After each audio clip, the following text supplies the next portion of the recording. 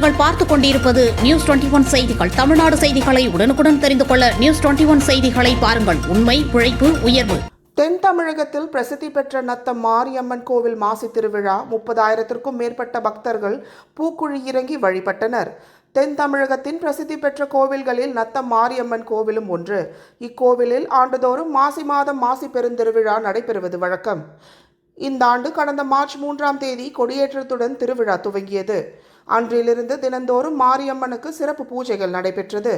செவ்வாய், வெள்ளிக்கிழமைகளில் மயில், சிம்மம், அன்ன வாகனங்களில் நத்தத்தின் முக்கிய வீதிகளில் வழியாக அம்மன் வீதி உலா வந்து பக்தர்களுக்கு அருள் பாலித்தார்.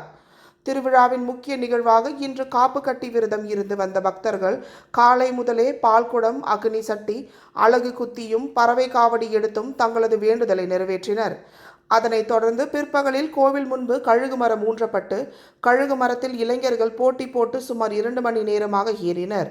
ஏறிய இளைஞர்கள் கழுகு மரத்தின் உச்சியை அடைந்து வெற்றி பெற்ற பின்னர் திருவிழாவின் முக்கிய நிகழ்வான பூக்குழி இறங்கும் வைபவம் மாலை 4:30 மணிக்கு மேல் துவங்கியது. சுமார் 30,000 பேர் பக்தர்கள் பூக்குழி இறங்கி நேர்த்தி கடனை செலுத்தினர். மாவட்ட காவல் கண்காணிப்பாளர் பிரதீப் தலைமையில் ஏராளமான போலீசார் பாதுகாப்பு பணியில் ஈடுபட்டு நகரில் போக்குவரத்து மாற்றம் செய்யப்பட்டு இருந்தது. பக்தர்களுக்கு ஆங்காங்கே அன்னதானம், நீர்மோர் பந்தல் உள்ளிட்டவை வழங்கப்பட்டது. இன்று இரவு பூப்பல்லக்கில் மாரியம்மன் பவனி வந்து அருள் பாலிக்கிறார். அதனுடன் திருவிழா நிறைவு பெறுகின்றது.